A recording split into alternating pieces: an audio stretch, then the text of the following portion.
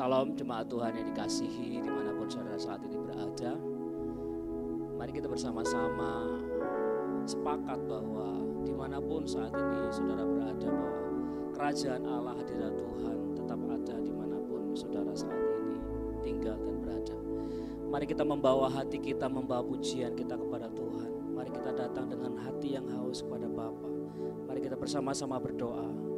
Tuhan, Bapa kami yang ada di dalam kerajaan sorga, biarlah kemuliaan-Mu dinyatakan atas kami semua. Biarlah sementara kami menaikkan pujian kami menaikkan sembah kami di hadapan-Mu. Biarlah itu semua naik sebagai dupa yang harum di hadapan-Mu Tuhan. Biarlah roh-Mu Tuhan yang ada di antara setiap kami. Kami semua dimampukan untuk menyembah Engkau di dalam roh dan di dalam kebenaran. Dan biarlah Engkau sendiri yang hadir di antara kami, di atas puji-pujian umat-Mu. Engkau yang bertata di atas puji-pujian kami semua Tuhan. Terima kasih Tuhan, terima kasih Tuhan. Ibadah kami dari awal sampai dengan selesainya ada dalam tangan kuasa-Mu. Dalam nama Tuhan Yesus Kristus kami mengucap syukur. Amin. Haleluya.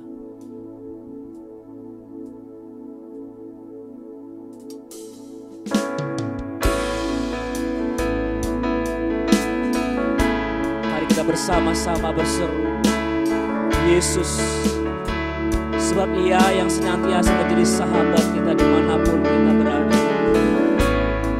Di dalam situasi apapun yang saat ini kita semua alami dan hadapi, mari kita berseru kepada Tuhan.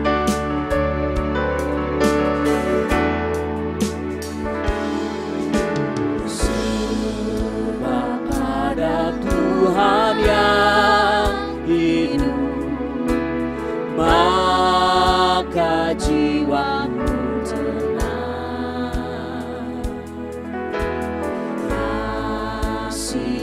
sanggup mengubahkan segala ketakutan. Mari angkat hatamu kepada Tuhan. Ku berseru, Yesus, Yesus, sahabatku. Ku bawa hatiku lebih menyembah-Mu.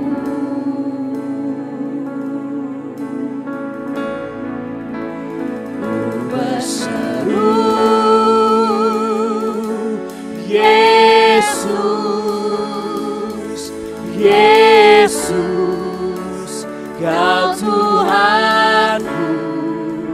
Segala perkaraku ku serahkan padamu.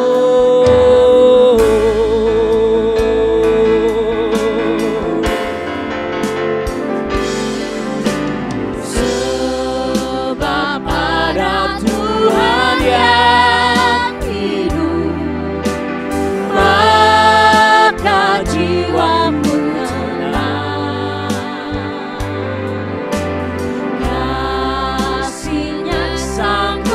mengubahkan segala ketakutan. Mari bersama-sama berseru pada Yesus. Berseru, Yesus, Yesus, sahabatku. Ku bawa hatiku lebih menyembah-Mu.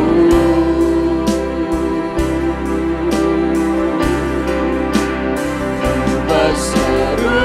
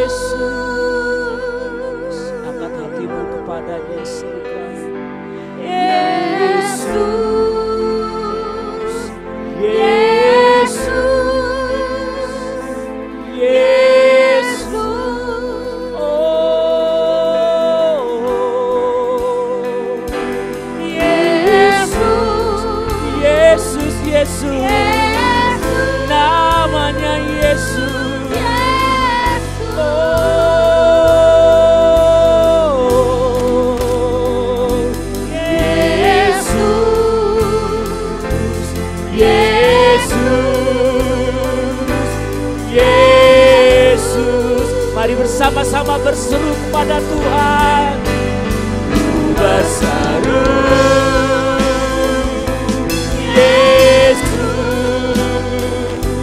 Yesus, sahabatku, ku bawa hatiku lebih menyerahmu.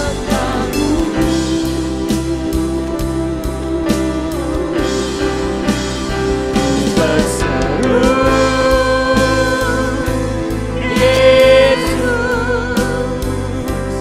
Yesus, Kau Tuhanku, segala perkaraku ku serahkan padamu. Segala perkaraku, segala perkaraku ku serahkan padamu. Segala perkaraku, segala perkaraku ku serahkan padamu.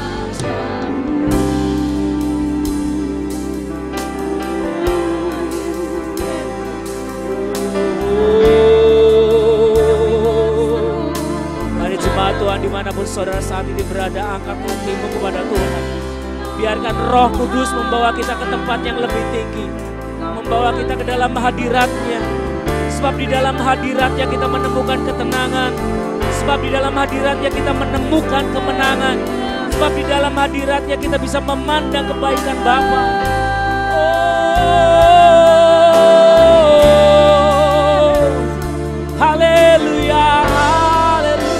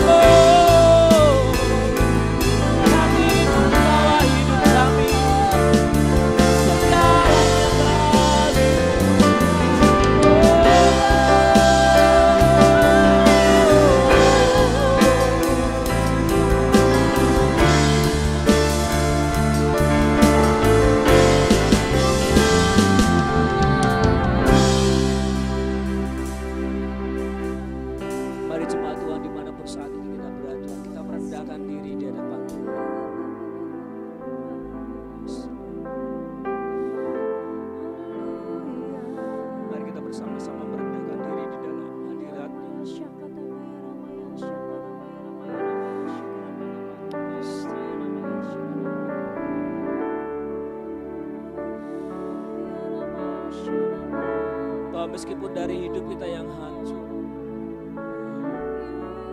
pengharapan kita yang hancur, ketika kita bawa kepada Tuhan, kita serahkan kepada Bapa, itu menjadi persembahan yang harum di hadapan Tuhan.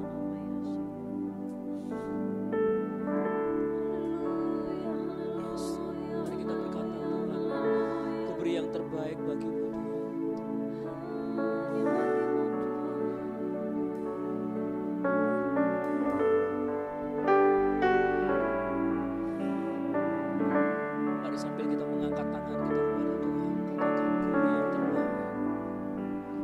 Ku beri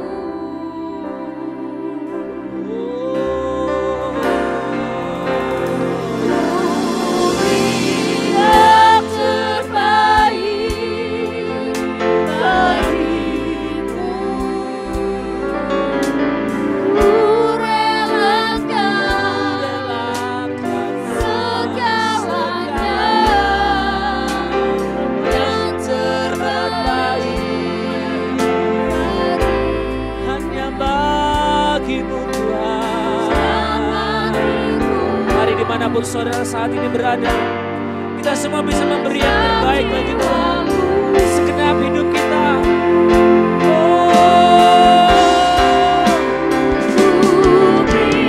Yang terbaik bagimu, merelakan segalanya. Yang terbaik bagimu, dalam hatiku, dalam jiwaku.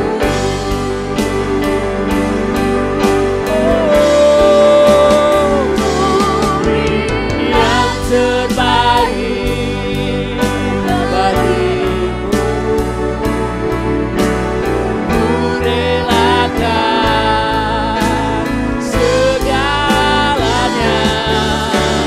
Yang terbaik bagimu, senang hatiku, senang jiwaku.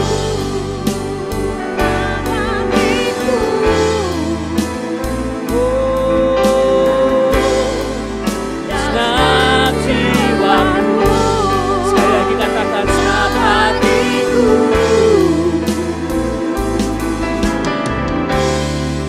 Dan senang jiwaku.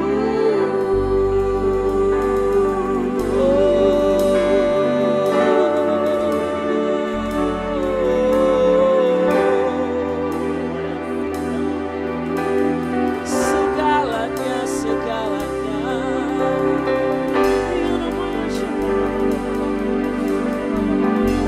Kami bawa kepadamu Tuhan. Kami mengangkat hati kami, kami mengangkat tangan kami kepadamu Yesus. Engkaulah sahabat kami, Engkaulah tubuh pertahanan kami.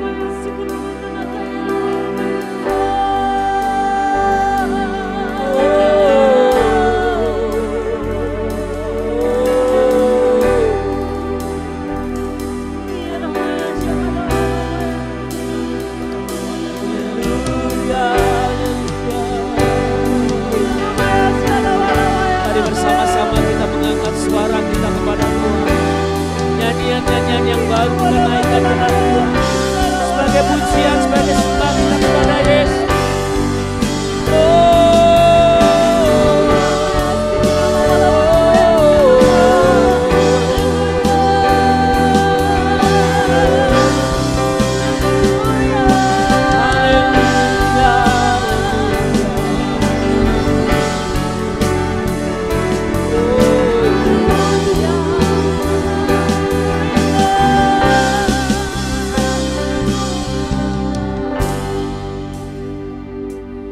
Biarlah Roh-Mu yang menaungi setiap kami Tuhan. biarlah Roh Kudus-Mu itu yang menaungi setiap kami, sehingga hati dan pikiran kami dikuasai oleh Roh Kudus-Mu, supaya apa yang sebentar kami dengar, apa yang sebentar ditaburkan melalui hamba-Mu Tuhan, kami bukan saja menjadi pendengar, tetapi kami menjadi pelaku-pelaku firman. Kami butuh pertolongan-Mu Tuhan. Biarlah Kau mengurapi setiap kami Tuhan, baik hamba-Mu yang Kau akan pakai menjadi penyambung lidah dan bibir-Mu. Urapi dengan kekudusan-Mu, urapi dengan hadirat-Mu, urapi dengan kuasa-Mu. Dan kami yang mendengar dimanapun kami berada, Tuhan mengurapi kami dengan hikmat dan pengertian. Terima kasih Tuhan, bersabdalah, berkata-katalah, sesungguhnya kami siap untuk mendengarkan, dan bagian berkat yang terbaik itu menjadi milik kami semua. Terima kasih Tuhan, di dalam nama Tuhan Yesus Kristus kami berdoa dan mengucap syukur. Haleluya. Amin.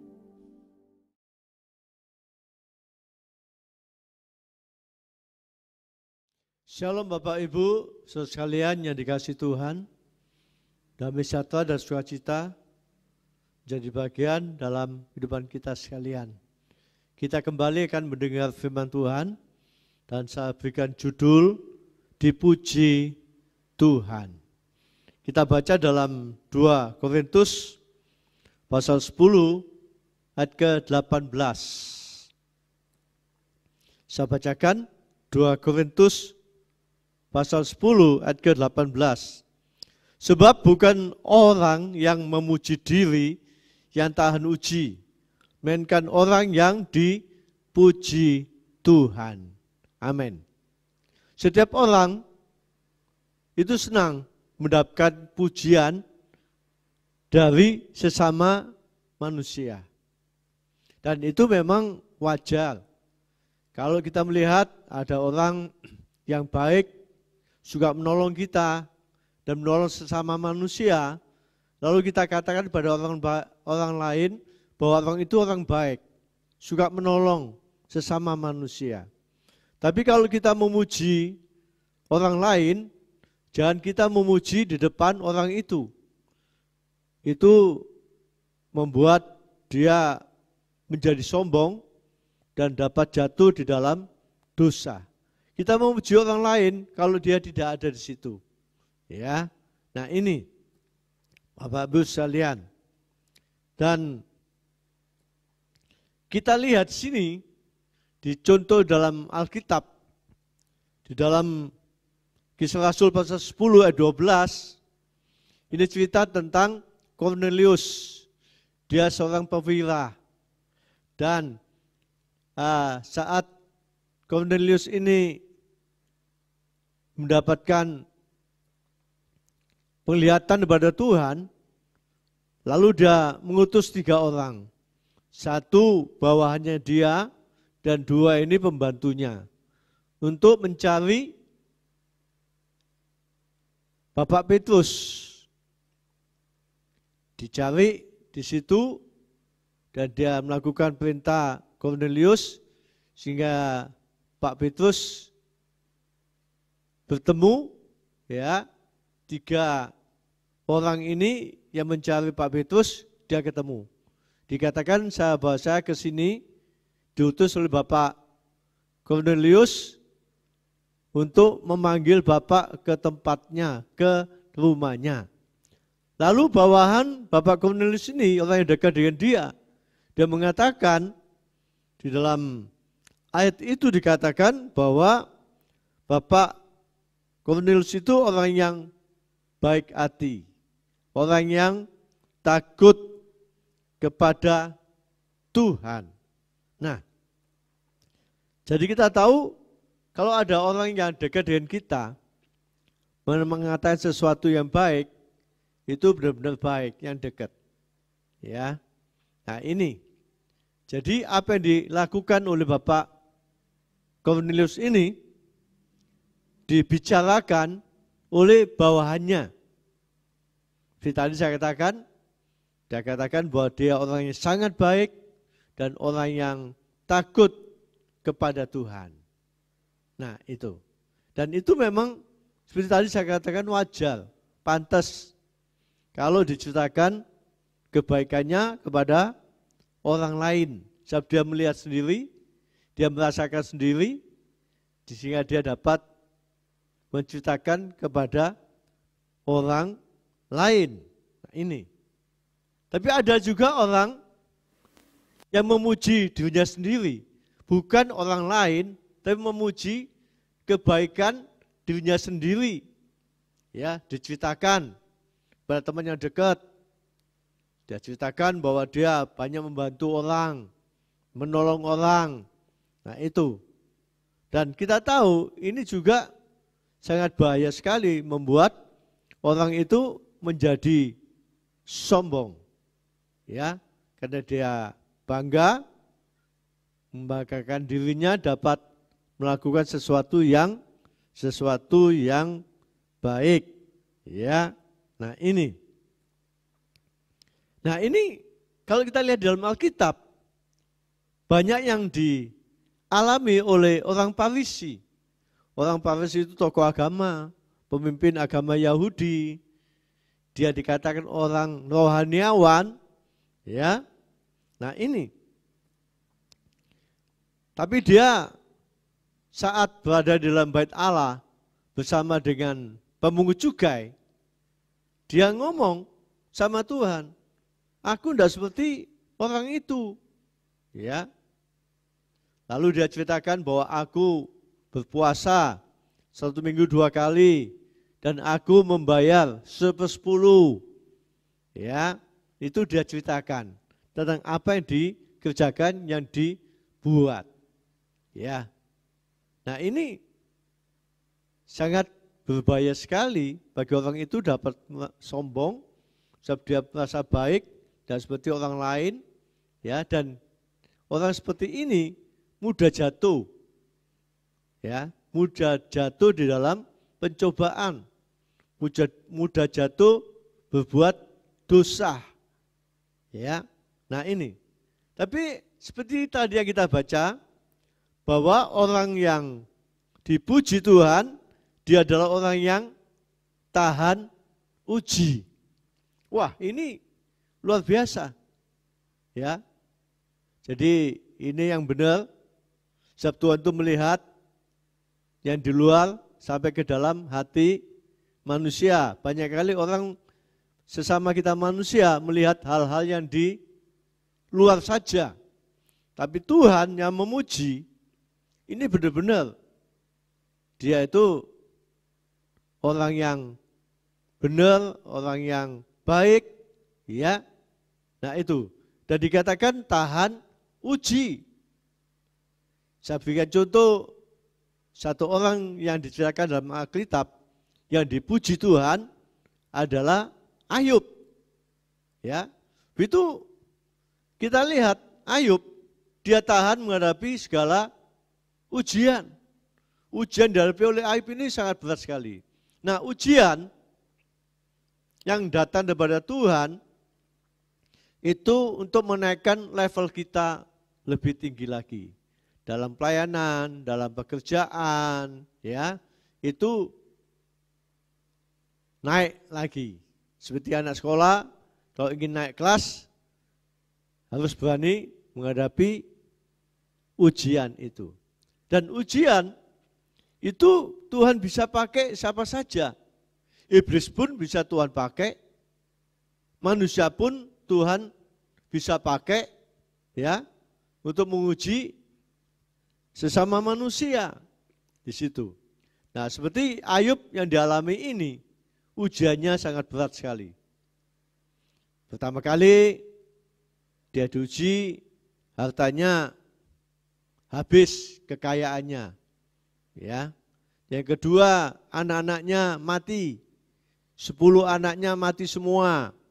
Yang ketiga, tubuhnya penuh dengan sakit, penyakit. Ini. Nah, 3 macam ujian ini sangat berat sekali bagi Ayub. Tapi kita lihat Ayub, dia tetap dekat dengan Tuhan, dia tidak menuruti perkataan orang lain, ya.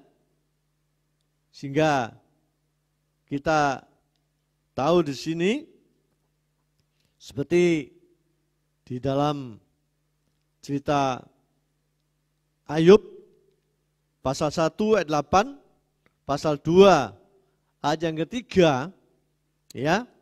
Di sini Tuhan memuji Ayub sampai 2 kali dan waktu yang tidak sama.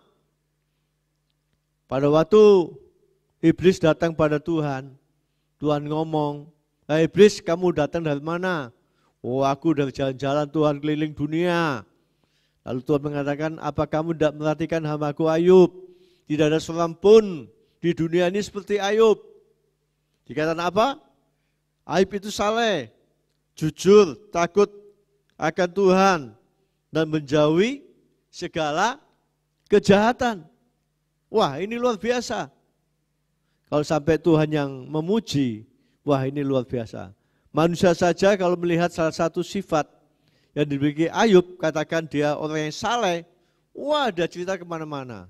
Lihat itu, ya, orang itu dia rajin ke gereja, dia aktif, datangnya pun tidak pernah terlambat.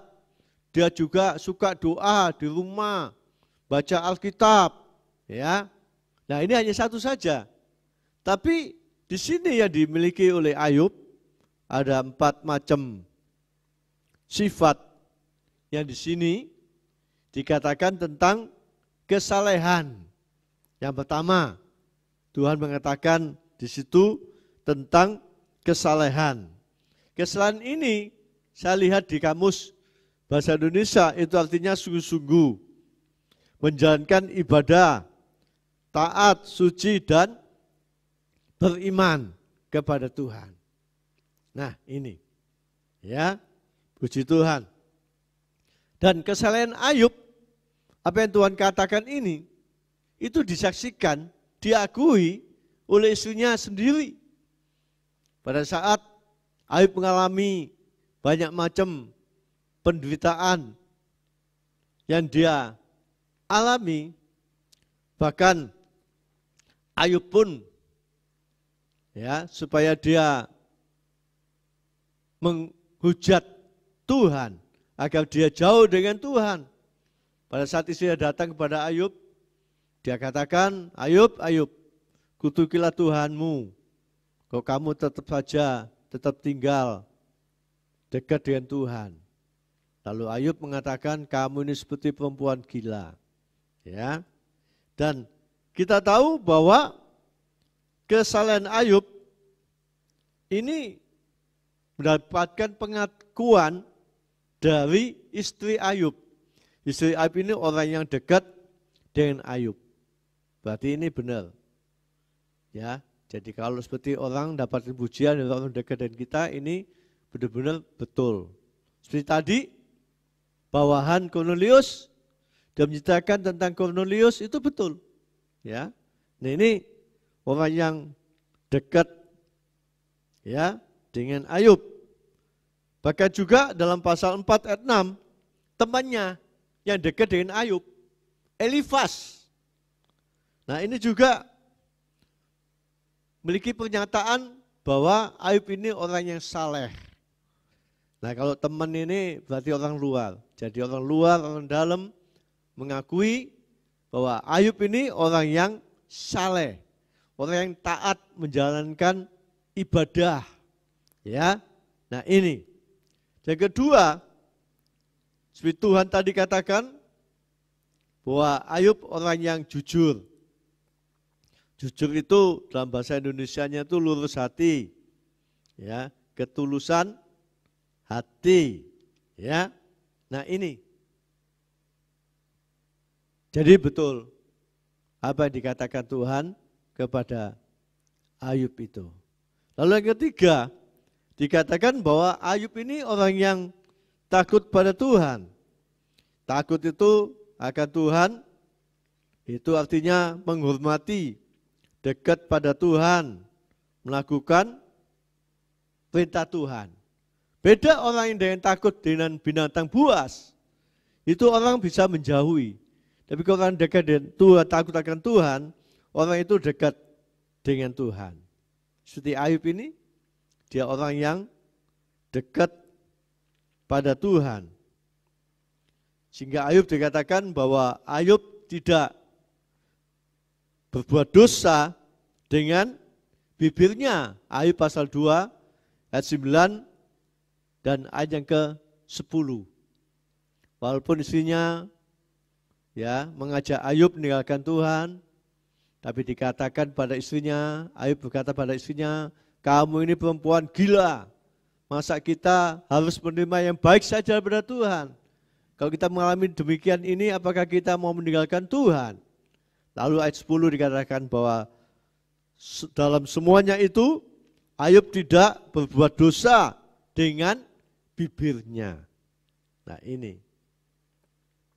Dan setiap kali bibir ini lewat perkataan itu orang bisa berbuat kesalahan.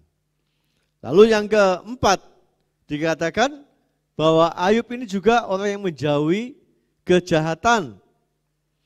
Menjauhi kejahatan itu artinya tidak ikut-ikut melakukan kejahatan.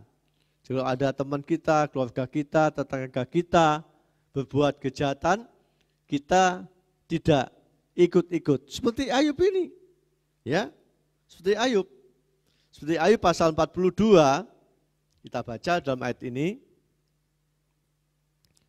Ayub pasal 42, ya. Kita lihat di sini saya bacakan.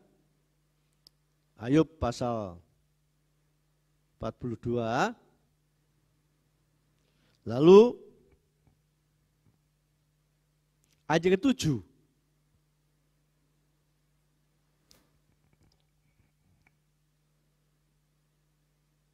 Setelah Tuhan mengucapkan firman itu kepada Ayub, maka firman Tuhan kepada Elifas orang Teman, murkaku menyala terhadap engkau dan terhadap kedua sahabatmu karena kamu tidak berkata benar tentang aku seperti hambaku Ayub.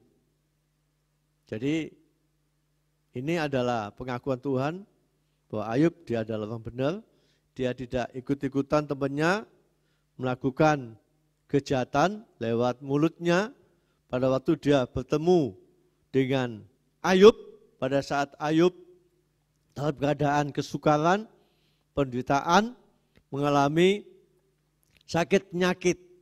Ya. Nah ini Tuhan sendiri mengatakan. Jadi kalau kita melihat orang lain sedang berbuat kejahatan, ya kita tidak boleh ikut-ikutan. Berbuat apa yang diperbuat oleh orang yang dekat dengan kita. Dan kita lihat di sini hasilnya orang yang dipuji Tuhan bukan saja dia tahan ujian ya dari Tuhan, tapi dia juga mendapatkan ya pemberian daripada Tuhan. Jadi apa yang dikerjakan, lakukan oleh Ayub itu tidak sia-sia.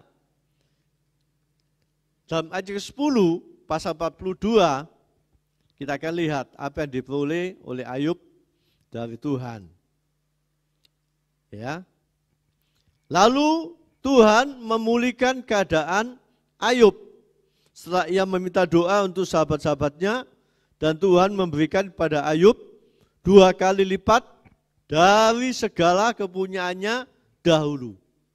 Jadi Tuhan memulihkan keadaan Ayub. Pulihkan keadaan pekerjaannya, kekayaannya dipulihkan Tuhan. Yang memiliki kambing domba, lembu sapi sangat banyak, yang habis, ada dirampas, dirampok, dibunuh, ya. Nah Tuhan memulihkan, dan Tuhan memulihkan itu 2 kali lipat dari segala apa yang dipunya oleh Ayub pada zaman dahulu pada waktu itu. Jadi Tuhan memberkati pekerjaan Ayub.